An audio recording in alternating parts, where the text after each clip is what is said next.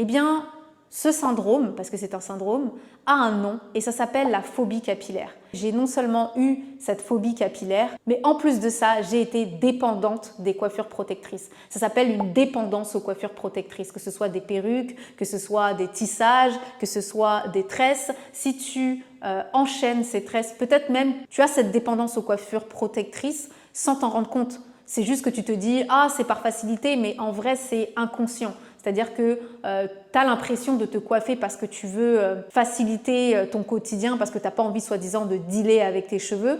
Mais en vrai, ce n'est pas du tout ça. En vrai, c'est juste qu'au fond de toi, tu sais très bien que tu es en train de cacher quelque chose et qu'il est impossible pour toi de sortir avec tes cheveux. Parce qu'en soi, on se rend bien compte que ce qui serait plus pratique, c'est de sortir avec tes cheveux.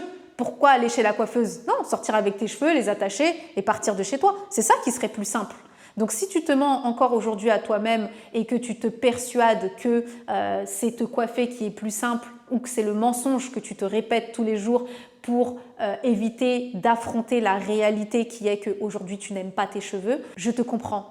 Pendant des années, j'ai détesté mes cheveux. Pendant des années, j'ai cherché à les cacher parce que j'en avais honte, parce que je ne les aimais pas, parce que j'arrivais pas en fait à me dire que j'étais belle avec, parce que pour moi, toute ma jeunesse, on m'a répété que j'étais belle que quand j'étais coiffée et que c'était impossible pour moi mentalement de me dire que je serais belle avec mes cheveux.